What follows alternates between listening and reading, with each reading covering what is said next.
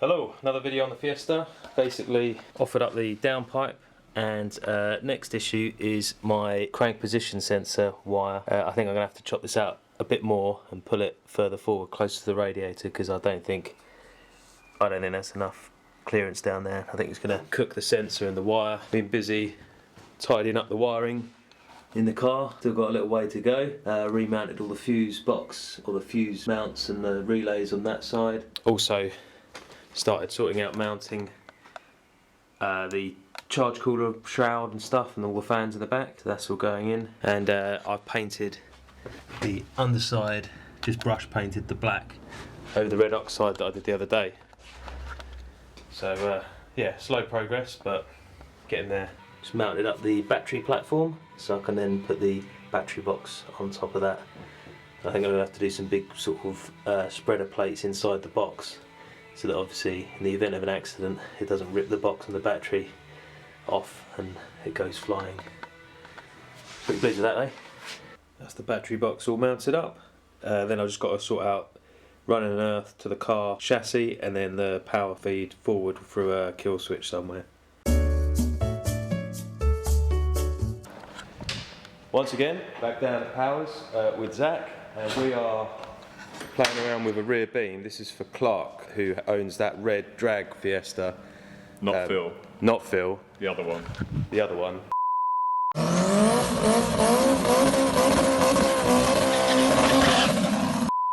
Yeah, front wheel drive, big power Z-Tech, and he wants similar to what I did on mine, so the stub axles. So we've already cut the old drum brakes and the original stub axles off. Zach's got Carlo over the road to turn down the little inserts. We've drilled, countersunk, just spot welded, but we're going to plug weld that in there. And then we've got our FPE plates.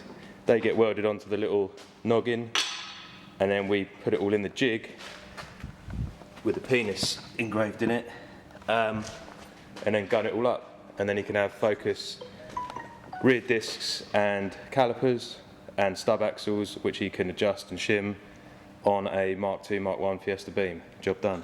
Easy as that.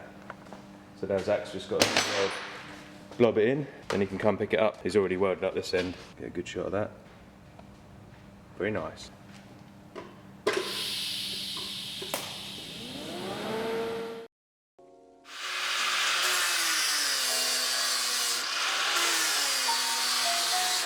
So that's the ends all welded up, linished up on this face, cleaned them up, and then we're just bolting it in the jig so we can make sure it's all square and true again, and orientate that to get it kind of level, and then we can weld it all up in the jig. Make sure you check out Clark's YouTube channel, because he's been building a sleeper, was it a Connect, with a black top turbo lump in it with a 6-speed straight cut gearbox. And obviously he's been doing bits and bobs on his actual drag car, so I'll put a link to his channel in the description below. And yeah, his drag car is pretty extreme.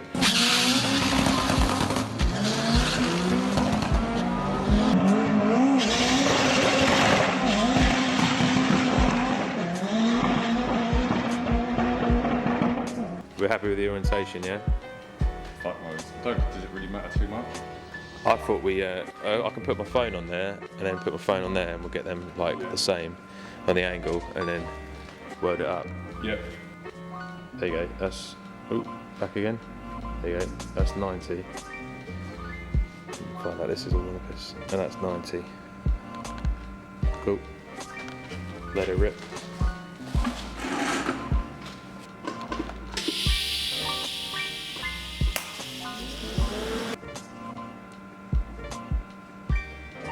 Welded up. This is pretty rude. Digging the interior in it. Zach just brought the Sierra in to check for a noise underneath. There might be a plastic bag.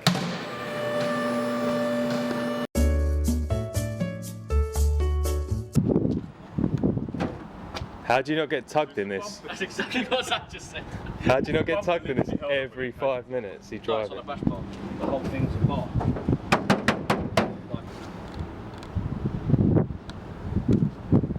It does look good. I think I need more gold tape. Yeah, that's Wickham spec, that is. Everything needs to be gold. Yeah, front end's pretty cool. Have you just welded the turbo to the exhaust it kept coming loose. Do you know that I've seen loads of people do that? The Huxley Motorsport cage. All gusseted to the I could cut this and bring everything to B pillars and A pillars. This is proper drift slag.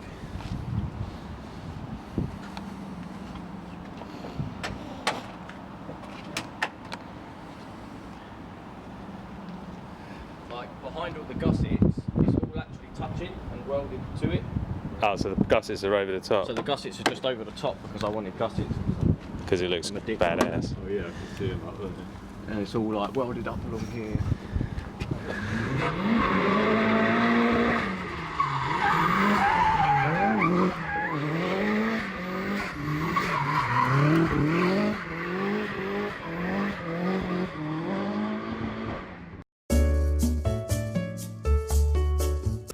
Time to bolt on my custom made alternator bracket and the old XR2 alternator and the adjuster with new stainless steel bolts and washers.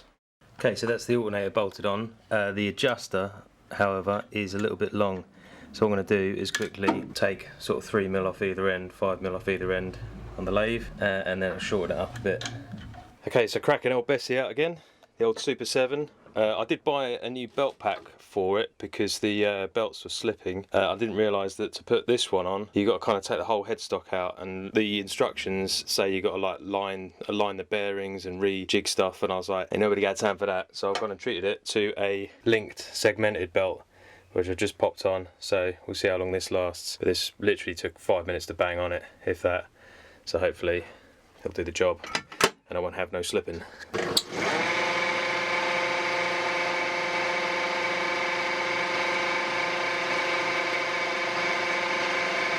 A few moments later. Okay, so I've just done the old wire wrap round the pulley trick. When this car was supercharged, I did this all the time to try and get the right size auxiliary belt. So that's all wrapped around the bottom pulley, water pump, the alternator, and I've chopped it to size so I can measure the length of that and order up a 6 PK belt to suit. Hopefully get it there or thereabouts. And obviously I've got the adjustment on my shortened adjuster down here to put some tension into the belt. Okay, working on the turbo brace. This bit bolts onto the gearbox. It's the old engine mount, and I've welded on the end, and now I'm going to put the rose joint in there, drill through, probably turn down a little collar on either side and weld them on with an M10 bolt running all the way through. And then on the other end, I think I'm probably going to end up just mounting it off of this bolt hole here, but I'll get the bottom kind of finished off and then I'll work out how I'm going to do the top. But I think I'm going to have to extend this, which is annoying, but I might end up trying to remake this out of steel because it's only aluminium.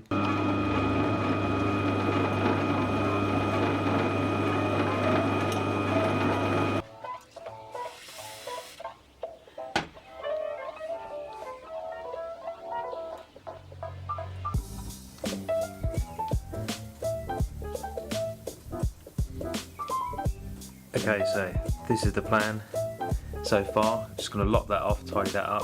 I need to do a little insert piece on the lathe to take up the slack on this hole. I need a longer bit of M10 threaded bar to go into here to shorten all this lot up, and then do the little turn down top hat pieces that I can press in and weld onto that, and I can bolt that down and then put some tension on this big lump of a turbo, and hopefully it won't vibrate and fall off. And I've also got a top plate up here that comes over and mounts onto these two holes here and that hole at the front, so I'm going to sort of finish off all of those bits as well, so I know that everything's kind of where it should be, so I can finish off doing the downpipe.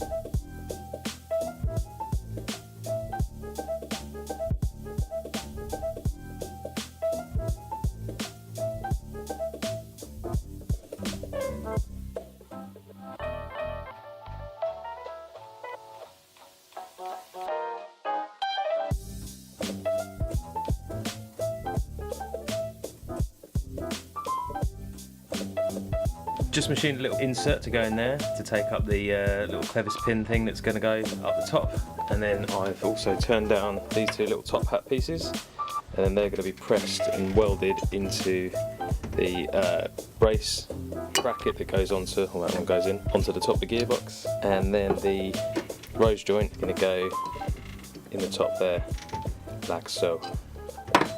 So that's it with the two little spun alley top hat bits in, and I've just wanged the bolt through for now, and I think I will TIG weld these to the actual casting, just that they're all one piece.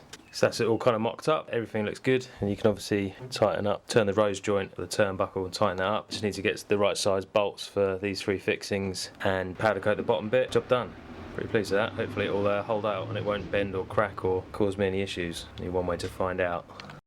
Well, that's it for this video. Thanks again for watching. I have been, some people have been asking about the Crossflow engine t-shirt designs that I've been working on, and have been busy beavering away, tweaking the artwork, but I'm still not 100% happy with where I'm at with it, but I should have that done in the next week or so, and then I'll be working my way through all of the Ford engines. Once the Crossflows have been up for a little while, I'll then start looking at doing sort of CVH, Cosworth and Z-Tech, etc, Pintos, and I'll put them up for a sort of limited period of time. If they're popular, if anybody's interested in them, then yeah, I'll work my way through them. But bear with me on that, I am working on that. Obviously the other merchandise is in the link below. Please check that out, and obviously it helps support the channel and what I'm trying to do here. Check out the latest Classic Ford magazine. As I said, I'm always doing regular updates and write-ups in that. Until next time though, I will catch you guys later. Take it easy.